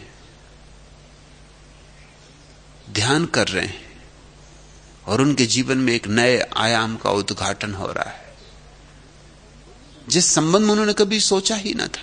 मन से ही घिरे थे, मन की जानकारी भी थी उन्हें, लेकिन मन के पार भी कुछ है। उसकी जानकारी अगर ना हो तो पागलों के साथ संबंध रखना खतरे से खाली नहीं। जिसके साथ रहोगे वैसे हो जाओगे। अब सवाल यह है कि कौन मजबूत है, कौन शक्तिशाली है। जीसस के साथ अगर जुआरी रहेगा तो जीसस नहीं बदल जाएंगे, जुआरी बदलेगा। और तुम अगर जुआरी के साथ रहे तो डर यह है कि तुम बदलोगे, जुआरी नहीं बदलेगा। कौन बलशाली? बुद्ध का एक भिक्षु एक नगर से गुजर रहा था, श्रावस्ती के एक रास्ते से। श्रावस्ती की सबसे ज्यादा सुंदरी वैश्या ने इस भिक्षु को देखा और इस भिक्षु के सौंदर्य पर मोहित हो गई। उसने सम्राट देखे थे, उसने बड़े से बड़े सेनापति देखे थे, बड़े धनपति देखे थे। उसके द्वार पर कतार लगी रहती थी इन्हीं लोगों की। उस वैश्या के साथ बैठने का मौका बड़ी मुश्किल से मिलता था, बहुत कीमती वैश्या थी और इस भिक्षु पर मोहित हो गई। कभी कभी ऐसा होता है कि सन्यासी में जो सौंदर्य होता है वो किसी में भी नहीं होता। कारण कि उसकी अलिप्तता उसे एक सौंदर्य देती, एक प्रसाद देती। वो कमल हो जाता है, जल उसे छूता नहीं। ये जल में रह के जल से न छूने की जो क्षमता है, ये उसको एक अपूर्व सौंदर्य से भर देती। और उसके भीतर ध्यान घटा होता है, तब तो कहना ही क्या। उसके भीतर से परमात्मा ज्योतिर्मय हो उठता है। उसके रग रग रेसे से आभा प्रकट होने लगती। उसकी वाणी में एक माधुर्य आ जाता है। उसके उठने बैठने में एक कला होती। वो बोले तो मधुर, वो चुप रहे तो मधुर। माधुर्य उसे घेर लेता। वो वैश्या उतरी अपने महल से, उसने फकीर के चरण छुए और कहा कि मैं निमंत्रण देती हूं, वर्षा काल करीब आ रहा है और मुझे पता है कि बौद्ध भिक्षु वर्षा काल में एक जगह रुकते हैं, मेरे महल में निवास करो। किसी छप्पर के नीचे तो रुकना ही होगा। मेरे निमंत्रण को अस्वीकार न करना, ये मेरे जीवन का पहला निमंत्रण। मुझे निमंत्रण देने लोग आते, मैंने किसी को कभी निमंत्रण नहीं दिया। भिक्षु ने कहा मुझे कोई अड़चन नहीं, लेकिन मुझे गुरु से तो आज्ञा लेनी ही होगी। और जहां तक निश्चित है कि आज्ञा मिल जाएगी। और जाके उन्होंने बुद्ध से कहा, और भिक्षुओं को तो आग लग गई, क्योंकि कई भिक्षु चक्कर लगाते थे उस वैश्या के घर के आसपास, वहीं भीख मांगते थे, बार बार वहीं जाते थे। उस वैश्या की एक झलक मिल जाना भी बहुत थी। और इसको 4 महीने उस वैश्या के घर रहना है। और बुद्ध ने कहा कि ठीक है, अगर वैश्या खुद ही खतरा ले रही है तो हम कर भी क्या सकते। तू मजे से रह। अनेक भिक्षु खड़े हो गए। उन्होंने कहा ये आप क्या कर रहे हैं? ये भिक्षु भ्रष्ट हो जाएगा। बुद्ध ने कहा इसे मैं तुमसे ज्यादा जानता हूं। पहली तो बात, अगर ये भ्रष्ट हो सकता होता तो वैश्या इस पर मोहित नहीं हुई होती। उसने बड़े सुंदर लोग देखे, इसमें जो सौंदर्य उसे दिखाई पड़ा है वो चुनौती है। इसकी अलिप्तता, इसका साक्षी भाव ही उसे छू गया है। तुम भी तो चक्कर लगाते हो उसके घर के, तुम्हें उसने निमंत्रण नहीं दिया, इसको ही क्यों निमंत्रण दिया है? और इसे मैं जानता हूं, तुम नहीं जानते। तुम अपने को नहीं जानते, इसे क्या जानोगे? मैं इसे आर पार जानता हूं, मुझे कोई चिंता नहीं। भिक्षु को आज्ञा है, और अगर तुम चिंतित हो तो 4 महीने रुक जाओ, वर्षा काल बीत जाने पर निर्णय हो जाएगा। भिक्षु गया, वैश्या के घर 4 महीने रहा, और बाकी भिक्षुओं ने जितनी कहानियां उड़ा सकते थे उड़ाई, और तो कुछ कर भी नहीं सकते थे। जब लोग कुछ भी नहीं कर सकते, जब लोग बिल्कुल नपुंसक अनुभव करते हैं तो अफवाहें उड़ाते, और तो कोई उपाय नहीं, अब करें भी क्या। न मालूम कहां कहां की कहानियां गढ़ के लाते थे कि आज गांव में ऐसा सुना कि वो भिक्षु तो उसके साथ नाच रहा था, कि वो भिक्षु उसकी गोद में सिर रखे लेटा था, कि वो वैश्या अपने हाथ से उसको भोजन करवा रही थी, कि उस भिक्षु ने तो भिक्षु का वेश छोड़ दिया है, वो तो अब सुंदर बहुमूल्य वस्त्रों में रह रहा है, गद्दियों पे सो रहा है। वो वैश्या उस भिक्षु के शरीर पे मालिश करती देखी गई, न मालूम क्या क्या खबरें। लेकिन बुद्ध ने कुछ कहा नहीं, बुद्ध सुनते रहे सुनते रहे। 4 महीने, उन्होंने कहा 4 महीने बाद सब निर्णय हो जाएगा। मगर बाकी भिक्षुओं में तो आग लगी थी, ईर्ष्या जल रही थी। ईर्ष्या जो न कराए थोड़ा है, ईर्ष्या जो न झूठ बुलवाए थोड़ा है। और एक आध भिक्षु नहीं था, सारे भिक्षुओं में आग लगी थी। इसलिए उनकी बातों में बल भी मालूम होता था। एक अफवाह एक ही नहीं लाता था, वही अफवाह बहुत लोग लाते थे। तो ऐसा भी लगता था कि सच्चाई होनी चाहिए, जब इतने लोग कहते हैं तो सच ही कहते होंगे। सारे गांव में बस एक ही चर्चा का विषय था कि भिक्षु भ्रष्ट हो गया, कि बुद्ध ने यह क्या किया, क्यों भेजा उसको। और कुछ ऐसा हुआ कि भिक्षु जिस दिन से आया, वैश्या ने घर के द्वार ही बंद कर दिए और कोई ग्राहकों के लिए आने का उपाय ही न रहा। तो और भी अफवाहों को गति मिली, दरवाजे बंद, कोई भीतर आना जाना किसी का है नहीं। वैश्या निकली ही नहीं 4 महीने घर से बाहर। तो खूब राग रंग चल रहा है, ऐसा राग रंग चल रहा है कि 4 महीने से वैश्या बाहर नहीं निकल रही। भिक्षु के भी किसी ने दर्शन नहीं किए कि 4 महीने बचा कि खत्म हो गया। शराब पीने लगा है, कोई कहता कि ये करने लगा, कोई कहता वो करने लगा। लेकिन बुद्ध चुप रहे, सो चुप रहे, सुनते और कहते 4 महीने बीत ही जाएंगे, आखिर इतनी जल्दी क्या है। और 4 महीने बीते, वर्षा काल व्यतीत हुआ और भिक्षु आया, और भिक्षु के पीछे वैश्या आई। बुद्ध के चरण भिक्षु ने छुए और बुद्ध के चरण वैश्या ने छुए और कहा मुझे दीक्षा दे। मैंने हर चेष्टा की कि भिक्षु को गिरा लूं, लेकिन मेरी हर चेष्टा टूट गई और भिक्षु ने ही मुझे उठा लिया। 4 महीने मैंने अथक चेष्टा की, भिक्षु बैठा रहा, मैं नग्न उसके आसपास नाची। और जो अफवाहें आप सुनते थे वो एकदम झूठ नहीं। भिक्षु बैठा रहा ध्यान में, मैं उसकी गोद में सिर रख दूं। भिक्षु बैठा ध्यान में, मैं उसके शरीर की मालिश करूं। मैंने हर कोशिश की कि उसे डिगा लूं और नहीं डिगा पाई। अब तो बस जीवन में एक ही लक्ष्य है कि ऐसी अडिग अवस्था मैं कब पाऊंगी, कैसे पाऊंगी। आपका भिक्षु जीत गया। असल में मुझे उसी दिन जान लेना चाहिए था कि जिस दिन आपने भिक्षु को मेरे घर ठहरने की आज्ञा दी, कि मेरी हार तय हो गई। बुद्ध ने अपने भिक्षुओं से कहा, देखते हो, भिक्षु के साथ वैश्या भी भिक्षु होने की तैयारी से भर गई। कौन बलशाली है इस पर निर्भर करता है।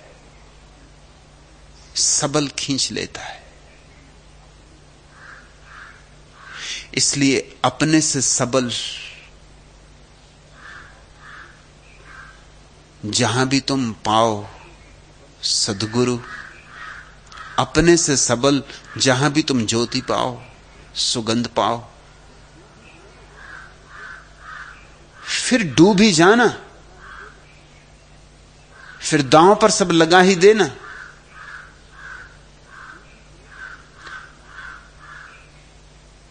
तुम जरूर रूपांतरित हो सकोगे। रैदास ठीक कहते हैं, क्रांति घट जाती। संगति के प्रताप महात्म नाम गंगोदक पायो। स्वाति बूंद बरसे फनी ऊपर, सांप के ऊपर गिरती है स्वाति की बूंद, सो ही विषय हो जाई, वो विष हो जाती। सांप बलशाली, वही बूंद के मोती निपजे, संगति की अधिकाई, और उसी बूंद से मोती भी बन जाता है।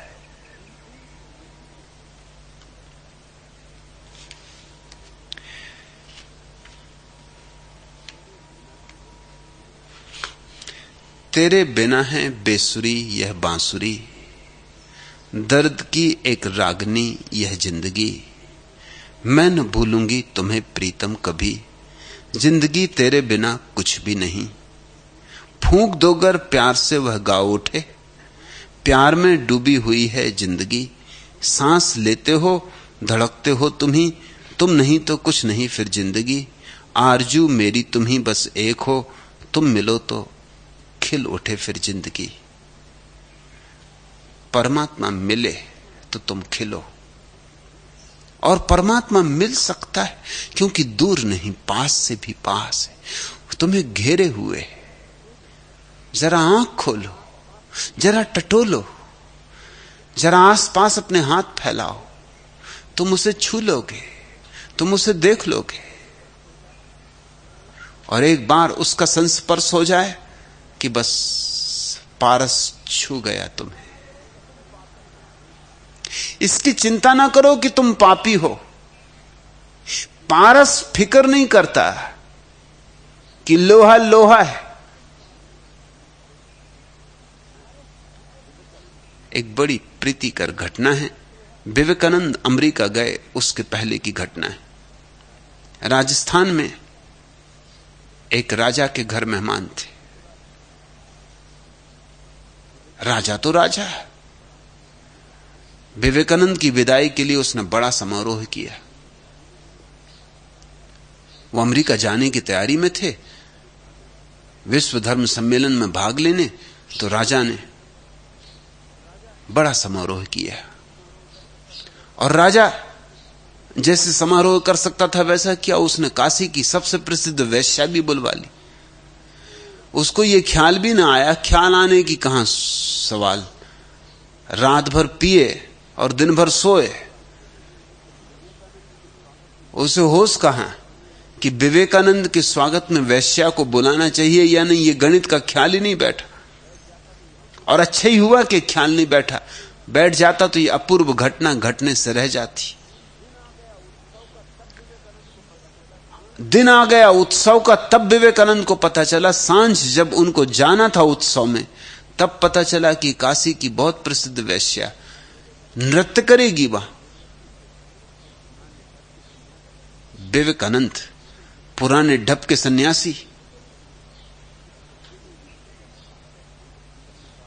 कलकत्ते में भी उनके संबंध में कहा जाता था कि जिस मोहल्ले में वेश्या रहती हो उससे गुजरते नहीं थे वो, चाहे उनको 4 मील का चक्कर लगाना पड़े तो वो 4 मील का चक्कर लगा के घर आते, मगर उस रास्ते से नहीं गुजरते थे जहां कोई वेश्या रहती हो। तो वो कहीं जाने वाले थे उत्सव में। आखिरी वक्त जब पता उनको चला तो उन्होंने राजा के वजीर को कहा कि फिर मैं नहीं आ सकूंगा। लेकिन राजा तो, फिर मैंने कहा ना, राजा ही, उसने कहा अब नहीं आते तो नहीं आए, अब समारोह तो होगा ही, और फिर इतने दूर से वैश्य आई है, उसका गीत गान नृत्य तो होगा ही, चलने दो, उत्सव शुरू होने दो, मैं तो हूं ही। लेकिन वैश्या को बहुत चोट लगी और उसने एक भजन गाया।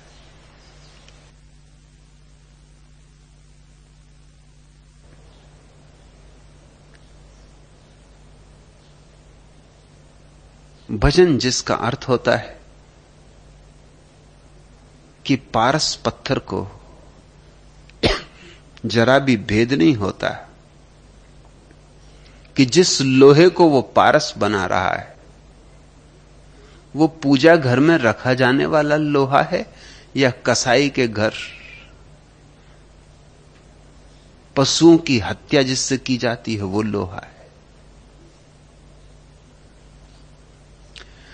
पारस तो दोनों को ही सोना बना देता है। पास ही विवेकानंद का कमरा है, वो सब सुन रहे हैं। ये गीत जब उन्होंने सुना तब उन्हें बड़ी चोट पड़ी। लगा कि अभी मैं दमन से ही भरा हुआ हूं, अभी भी डर है मेरे भीतर। सच तो है, पारस को क्या फिक्र, लोहा कहां से आया है, कसाई के घर से आया है कि पूजा गृह से आया है, ये तो पारस पूछते ही नहीं। उसको तो जो लोहा छू ले वही सोना हो जाता है। वो वैश्या रो रही है और गा रही है। विवेकानंद बीच में पहुंच गए और कहा, मुझे क्षमा करो, मुझसे भूल हो गई। मुझे बड़े बड़े ज्ञानी जो ना समझा सके वो तूने समझा दिया। तू मेरी गुरु है। विवेकानंद ने बड़े आदर से स्मरण किया है इस घटना का, कि उस घटना के बाद मेरे जीवन में क्रांति हो गई। मुझे जो भय था स्त्रियों का, जो डर था, वो गल गया और बह गया। मैंने कहा, ये भी क्या बात है, बात तो ठीक है। इतने भय से, इतनी भीरुता से कहीं सन्यास का जन्म होगा? लेकिन भारतीय जनमानस को यह बात बहुत अखरी। विवेकानंद का पहुंच जाना और वैश्या से क्षमा मांगना लोगों को बहुत अखरा। लोग तो खुश थे कि विवेकानंद नहीं आए, क्योंकि तब तक सन्यासी की परिभाषा में पढ़ते थे। तुम मजा देखते हो कि लोगों की बुद्धि कैसी। विवेकानंद का आना और क्षमा मांगना मेरे हिसाब से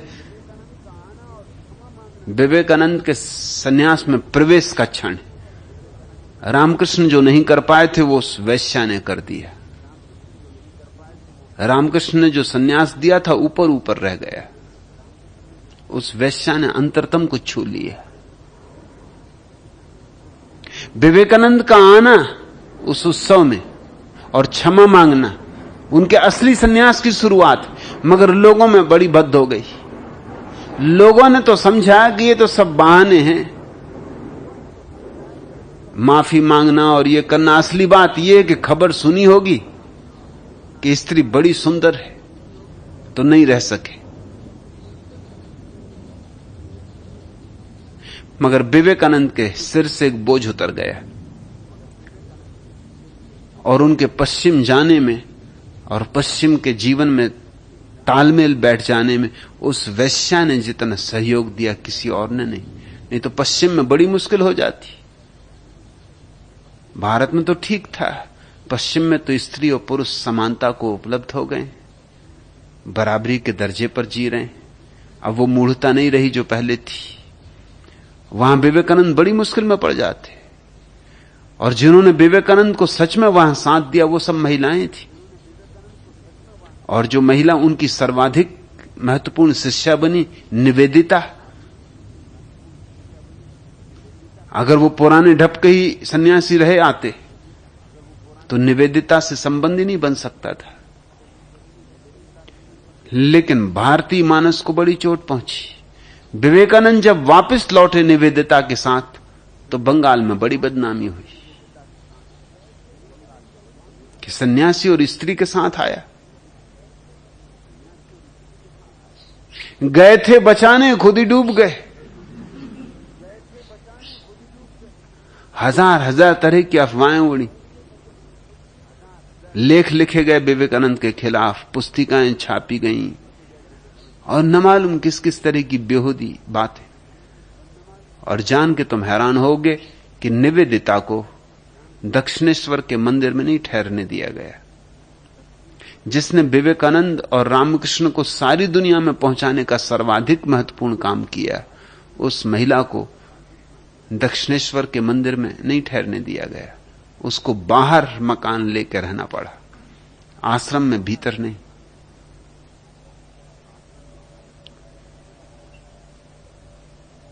और विवेकानंद को उस कारण बड़ी परेशानी झेलनी पड़ी, बड़ा कष्ट झेलना पड़ा। विवेकानंद के अंतिम दिन बहुत पीड़ा और दुख में बीते। बड़ी से बड़ी पीड़ा तो थी ये जनमानस की अंधी दशा कि ये कभी समझेंगे या नहीं समझेंगे।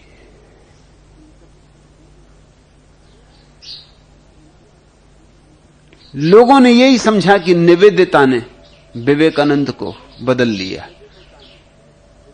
तुम्हें अपने सन्यासियों का भी कोई भरोसा नहीं। तुम इतना भरोसा ना कर सके कि विवेकानंद निवेदिता को बदल सकते।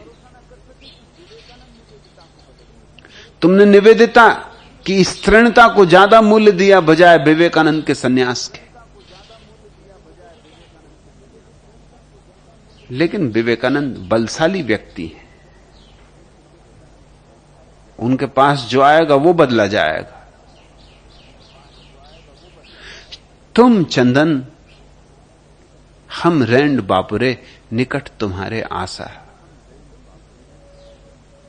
रैदास कहते हैं कि तुम चंदन हो और हम तो ऐसी लकड़ी समझो कि जो किसी काम की नहीं,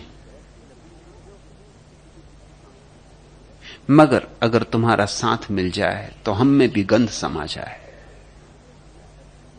तुम चंदन हम रैंड बापुरे निकट तुम्हारे आशा। बस तुम्हारे नैकट्य में ही हमारी सारी आशा है, सारा भविष्य, सारी संभावना है।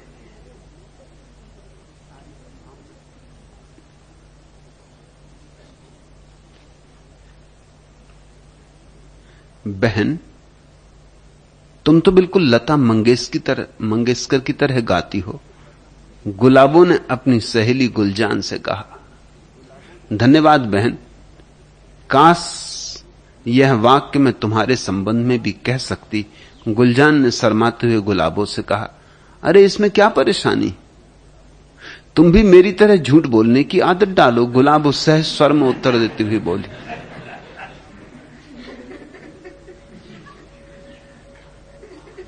तुम किनके साथ हो थोड़ा देखना, सोचना, समझना। बेहतर है अकेले होना। कम से कम जैसे हो वैसे तो रहोगे, उससे नीचे तो नहीं गिरोगे। लेकिन लोग अक्सर अपने से नीचे लोगों का साथ खोजते हैं। कारण क्योंकि अपने से नीचे लोगों के बीच में वो बड़े मालूम होते हैं। लोग अपने से हमेशा नीचे लोगों के साथ रहने में प्रसन्नता अनुभव करते, क्योंकि उनके बीच में वो महत्वपूर्ण मालूम होते। अपने से बड़े लोगों के पास बैठने में लोग संकोच खाते हैं, डरते हैं, जाते नहीं, क्योंकि वहां वो छोटे हो जाते। फिर तुमसे जो सच में ही बड़ा है, सद्गुरु है, वो तो दर्पण, वो तुम्हारा चेहरा प्रकट कर देगा। अपना असली चेहरा कोई भी नहीं देखना चाहता है। लोग दर्पण पे नाराज हो जाते।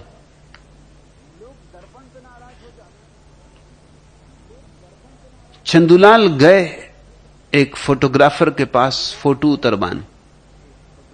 चंदूलाल ने कहा जब फोटो उतर चुका कि मैं इस फोटोग्राफ को नहीं खरीद सकता, मैं इसमें बिल्कुल बंदर लगता हूं। फोटोग्राफर ने कहा तो साहब यह आपको फोटो खिंचवाने के पहले ही सोचना था, अब मैं क्या कर सकता हूं। फोटो आपका है, चाहे तो इस दर्पण में देख लें और फोटो से मिला लें। इसमें मुझ पर नाराज होने की जरूरत नहीं। सद्गुरु के पास जाने में तो और भी भय है, बड़ा भय है। सबसे बड़ा भय यह है कि तुम जैसे हो वह तुम्हें वैसा ही देख लेगा। तुम उससे अपने को बचा ना सकोगे। उसकी आंखों में तुम्हारा जो प्रतिबिंब बनेगा वो वह नहीं होगा जैसा तुम चाहते हो कि दिखलाओ, वो वही होगा जैसे कि तुम हो। दूसरे लोग तो तुम्हें तुम्हारे मुखौटे से ही पहचानते हैं, चाहे उनको शक भी होता हो तुम्हारे मुखौटे पर, मगर उतनी गहरी आंखें होती भी नहीं कि तुम्हारे भीतर देख सके। सेल टैक्स ऑफिसर ने खाते का आखिरी पन्ना खोला जिस पर लिखा था 2000 रुपए के बिस्कुट कुत्ते को खिलाए।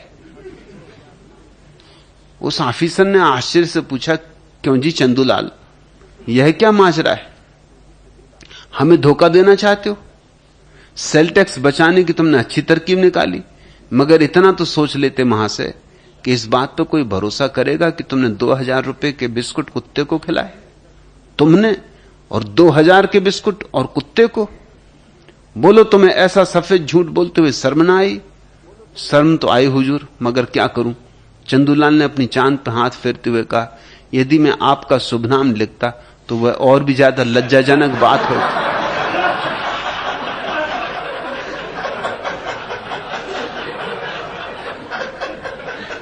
लोग देख भी लें तुम्हारी असली शक्ल तो भी कहेंगे नहीं, क्योंकि कौन झंझट ले। लोग देख के भी नहीं देखते, सुन के भी अनसुना करते। तुम जैसा दिखलाना चाहते हो वैसा ही मान लेते।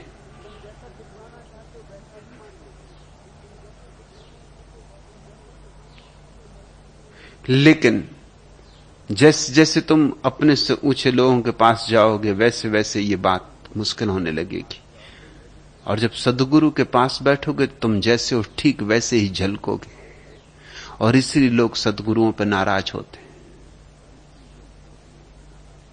सद्गुरुओं को जितनी गालियां पड़ती हैं इस पृथ्वी पर किसी और को नहीं पड़ती।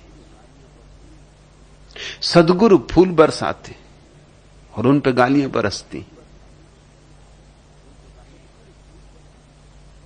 ये स्वाभाविक है, क्योंकि इतने लोगों के चेहरे वो प्रकट कर देते हैं, असली चेहरे, कि भीड़ नाराज हो जाती।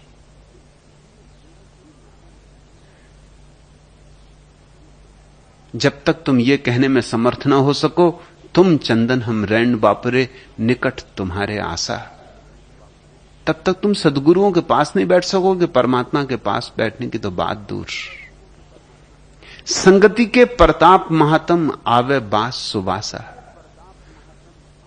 हम तो व्यर्थ की लकड़ी हैं, पास ले लो तो तुम्हारी बास हम में समा जाए। जाति भी ओछी, कर्म भी ओछा, ओछा कसब हमारा। रैदास कहते हैं जाति हमारी ओछी, कर्म भी हमारा ओछा, व्यवसाय भी हमारा ओछा। नीचे से प्रभु ऊंच कियो है, कही रैदास चमारा।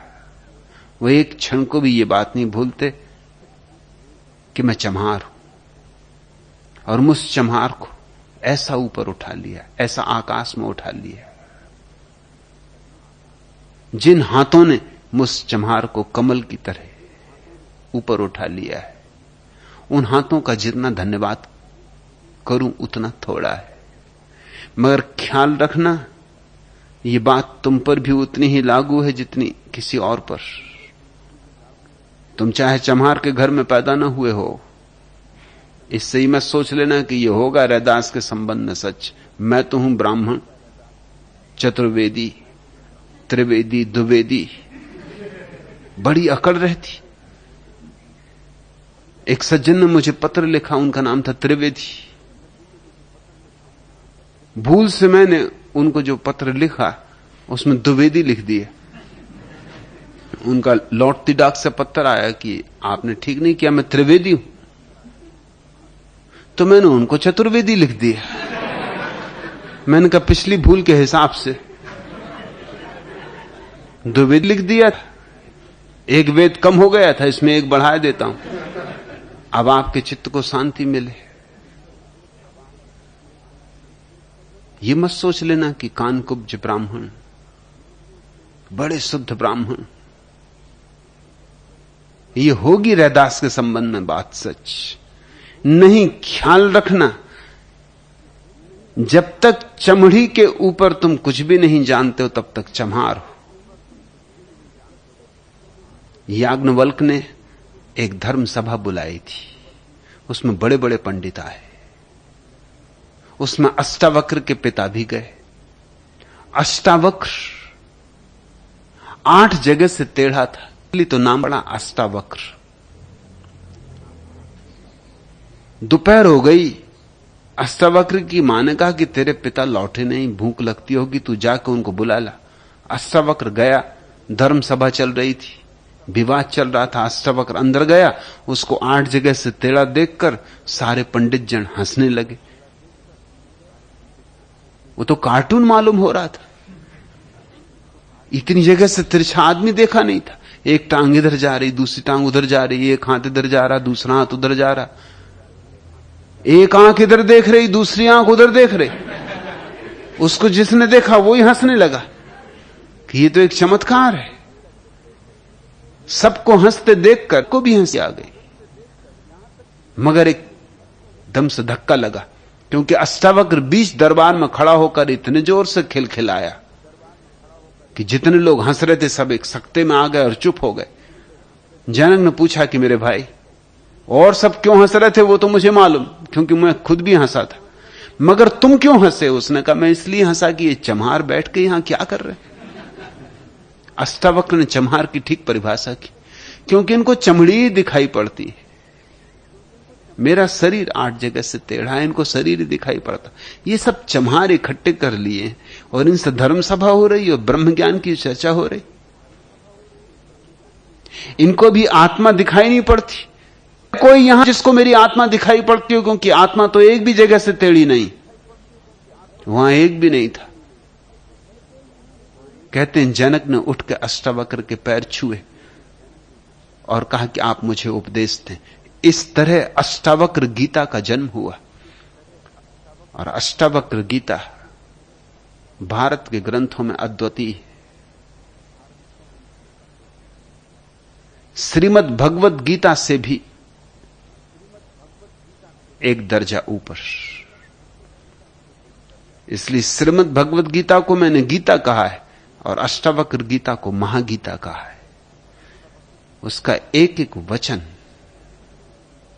हीरों,